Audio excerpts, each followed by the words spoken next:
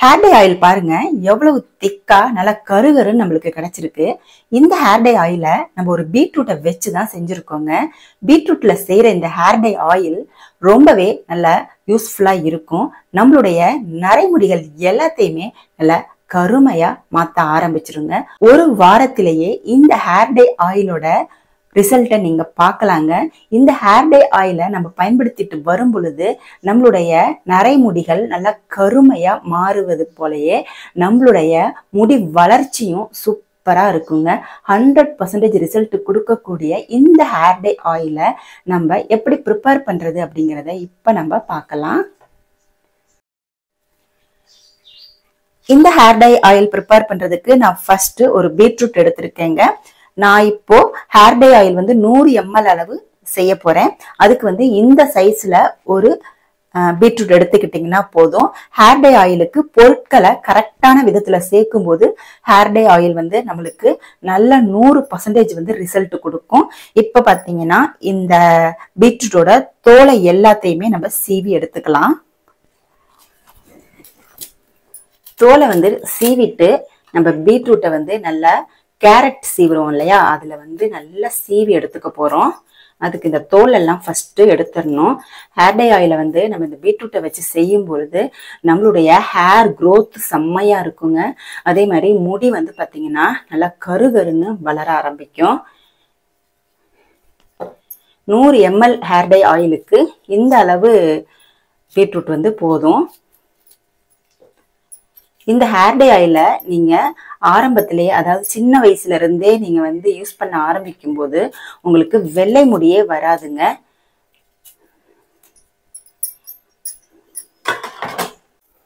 பாருங்க, பொடியா இருக்கிற சைடு நான் சீவி எடுத்துக்கிறேன்.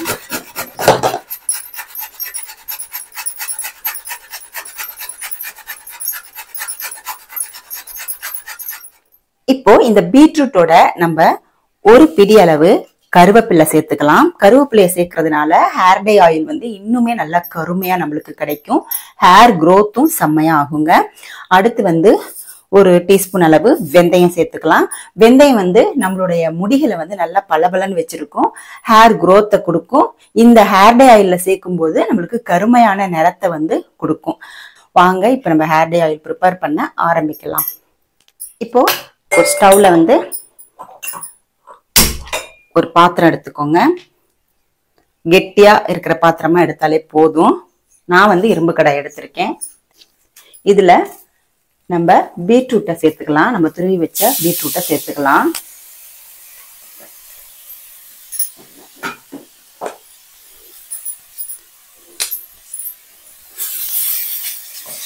நல்லா சிம்ல வச்சிருங்க. சிம்ல வச்சுட்டு நல்லா ஃப்ரை பண்ணிக்கோங்க. இந்த தண்ணி எல்லாம் போயிட்டு நல்லா ஃப்ரை ஆகணும். அது வரைக்கும் ஃப்ரை பண்ணிக்கலாம்.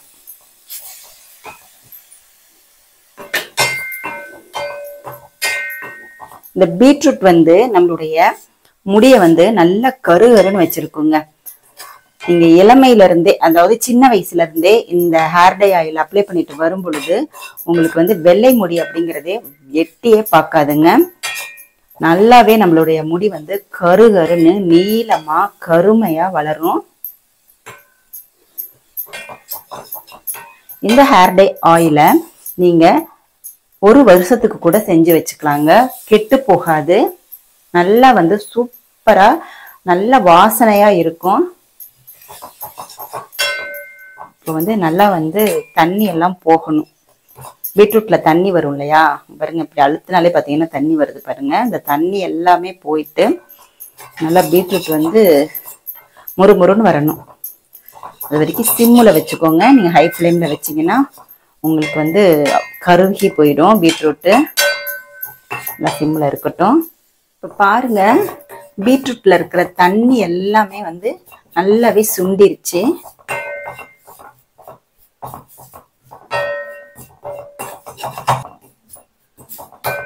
இன்னும் கொஞ்ச நேரம் நம்ம வறுத்துக்கலாம்.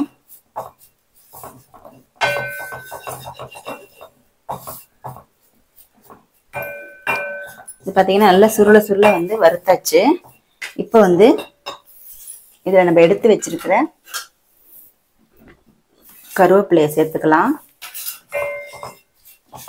கருவேப்பிலையும் சேர்த்துட்டு அதை நல்லா வந்து வறுத்துக்கோங்க.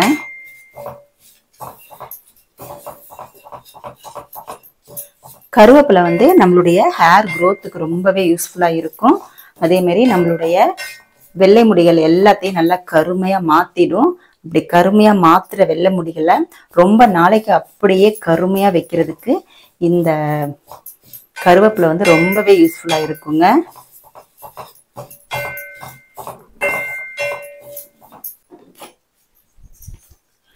இப்போ நம்ம அடுத்து வெந்தயத்தையும் இதில் சேர்த்துடலாம். சேர்த்துட்டு நல்லா வந்து வறுத்துக்கோங்க. வெந்தயம் வந்து லைட்டாக கலர் சேஞ்ச் ஆனால் போதும், ரொம்ப கருகிற வேண்டாம்.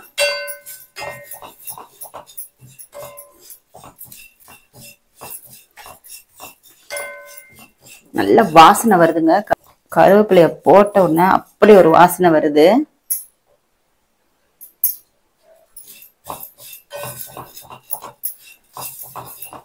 ஃபுல்லா தண்ணியும் பார்த்தீங்கன்னா வத்திருச்சு பாருங்க.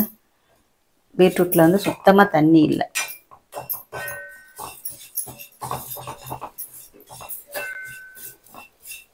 இப்போ வெந்தயமும் லைட்டா கலர் சேஞ்ச் ஆயிடுச்சு.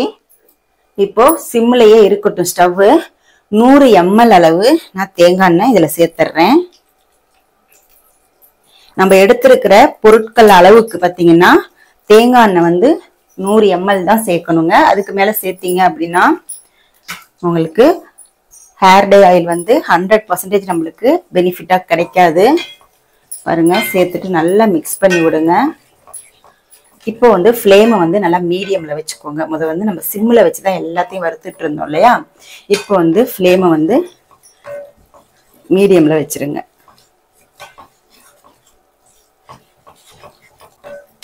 நம்ம கருவேப்பிலை எல்லாம் பார்த்தீங்கன்னா பச்சையா போட்டோம் இல்லையா, கொஞ்ச நேரம் தான் வந்து ஃப்ரை பண்ணோம். அதனால கொஞ்சம் சொடசொடப்பு தன்மை இருக்கும். அது எல்லாமே நல்லா அடங்கணும். இந்த வெந்தயம் எல்லாம் பார்த்தீங்கன்னா நல்லா இந்த தேங்காய் எண்ணெயில அப்சர்வ் ஆகணும். அப்பதான் நம்மளுக்கு வந்து ஹேர் டை ஆயில் வந்து செம்மையா கிடைக்கும். கருவேப்பிலை நல்லா முறுமுறுன்னு வரும்போது ஸ்டவ் ஃப்ளேமை சிம்ல வச்சிடணும். வச்சதுக்கு அப்புறமா இன்னும் 2 பொருள் நம்ம சேர்த்துட்டு ஸ்டவ்வை வந்து நம்ம ஆஃப் பண்ணிடுவோம். இப்போ வந்து இந்த சொடசொடப்பு அடங்கட்டும், இந்த நுரையெல்லாம் அடங்கட்டும். கருவேப்பிலை வந்து நல்லா முறுமுறுன்னு வரட்டும். பாருங்க எப்படி சொடசொடப்பு எல்லாமே அடங்கிருச்சு பாருங்க. இப்போ ஃப்ளேமை வந்து நான் நல்லா சிம்ல வச்சிடுறேன். வச்சதுக்கு அப்புறமா இதுல வந்து 1 டீஸ்பூன் அளவு கருஞ்சீரக பொடி சேர்த்துருக்கேங்க. கருஞ்சீரகத்தை நல்லா வறுத்துட்டு நான் பொடி பண்ணி வச்சிருக்கேன். உங்ககிட்ட கருஞ்சீரக பொடி இல்லைன்னா நீங்க பீட்ரூட்டை வறுக்கும் போதே இந்த கருஞ்சீரகத்தையும் போட்டு வறுத்துக்கலாம். அடுத்த பொடி பார்த்தீங்க அப்படின்னா கரிசலாங்கண்ணி பொடி 1 டீஸ்பூன். எந்த ஒரு ஹேர் டை ஆயிலும் ஹேர் ஆயிலும் ப்ரிப்பேர் பண்ணும்போது கண்டிப்பா நம்ம கரிசலாங்கண்ணியை சேர்த்துக்கலாங்க. அது வந்து பாத்தீங்கன்னா அவ்வளோ ஆராய்ச்சி செஞ்சு ஹேர் க்ரோத்து நல்லா வரும் அப்படின்னு நிரூபிச்சிருக்காங்க. பாருங்க, இந்த 2 பொடியும் சேர்த்த உடனே பாருங்க நம்மளுடைய ஹேர் ஆயில் என்ன கலர்ல மாறிடுச்சுன்னு. இப்ப நம்ம ஸ்டவ்வை வந்து ஆஃப் பண்ணிடலாம். இப்ப இது வந்து நல்லா ஆறணும். அப்படியே இரும்பு கடாயில இருக்கும்போது இந்த இரும்பு கடாயில இருக்கிற அயனும் பாத்தீங்கன்னா இந்த ஹேர் டை ஆயில்ல அப்சர்வ் ஆகி ஹேர் க்ரோத்துக்கு செம்மையா இருக்குங்க. ஸ்கேல்ப் எல்லாம் நல்லா ஆக்டிவேட் ஆகி ஹேர் க்ரோத் வந்து பாத்தீங்கன்னா நல்ல காடு மாதிரி வளர ஆரம்பிக்கும். இப்போ பாருங்க கருவேப்பிலை எல்லாம் பாருங்க நல்லா முறுமுறுன்னு ஆயிருக்கு. இந்த ஸ்டேஜ் தான் நம்ம ஆஃப் பண்ற ஸ்டேஜ். நம்ம ஆஃப் பண்ணியாச்சு. இது அப்படியே 2 hours விட்டுருங்க. அதுக்கப்புறமா நம்ம வடிகட்டிட்டு இந்த ஹேர் டை ஆயில் எப்படி யூஸ் பண்றது அப்படிங்கறத நம்ம பார்க்கலாம். இப்போ ஆயில் நல்லா ஆறிடுச்சு. நம்ம இதை வடிகட்டிக்கலாம்.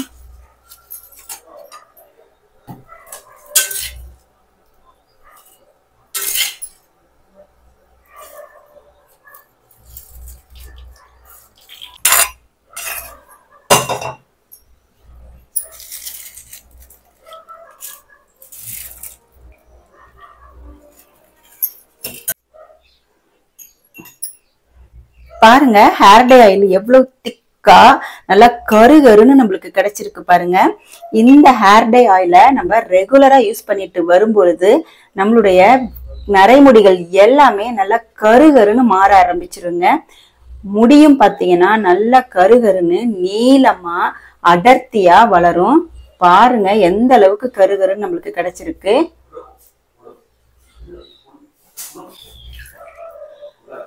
இப்போ இந்த ஹேர் டை ஆயிலை எப்படி நம்ம யூஸ் பண்றது அப்படிங்கறத பார்க்கலாம்.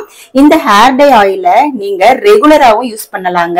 அதாவது ரெகுலரா நீங்க வந்து ஹேர் ஆயில் அப்ளை பண்ற பழக்கம் இருந்துச்சுன்னா இந்த ஹேர் டை ஆயிலை நீங்க ரெகுலரா தலைக்கு வைக்கலாம், வெளியில போயிட்டு வரலாம். வச்ச உடனே பாத்தீங்கன்னா உங்களுடைய முடியில வந்து நல்லாவே மாற்றம் தெரியுங்க. இல்ல நான் ஹேர் ஆயில் வந்து ரெகுலரா வைக்க மாட்டேன் அப்படின்றவங்க வாரத்துக்கு 2 முறை இதை வந்து நல்லா தலையில அப்ளை பண்ணி நல்லா மசாஜ் பண்ணிட்டு ஒரு 2 hours வச்சிருந்துட்டு அதுக்கப்புறமா நீங்க ஹேர் வாஷ் பண்ணிக்கலாம். ஷாம்பு போட்டு இல்லைன்னா சீகைக்காய் போட்டு சூப்பரா ஹேர் குரோத் கிடைக்கும். உங்களுக்கு முடி வந்து பாத்தீங்கன்னா நல்லா கருகருன்னு மாற ஆரம்பிக்குங்க.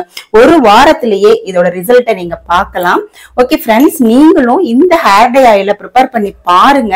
உங்களுக்கு ரிசல்ட் எப்படி இருந்துச்சு அப்படின்றத கமெண்ட் செக்ஷன்ல சொல்லுங்க. பட் வந்து இத ஒரு 3 months ஆவது நீங்க ரெகுலரா யூஸ் பண்ணி பாருங்க. அப்பதான் உங்களுக்கு வந்து நல்ல ஒரு ரிசல்ட் கிடைக்கும். 100% இதை நம்பி செய்யலாம். எல்லாமே இதுல நேச்சுரலான பொருட்கள் தான் நம்ம சேர்த்திருக்கோம். இந்த வீடியோ உங்களுக்கு யூஸ்ஃபுல்லா இருந்துச்சுன்னா லைக் பண்ணிக்கோங்க, நம்மளுடைய சேனலை சப்ஸ்கிரைப் பண்ணிக்கோங்க. தேங்க்யூ.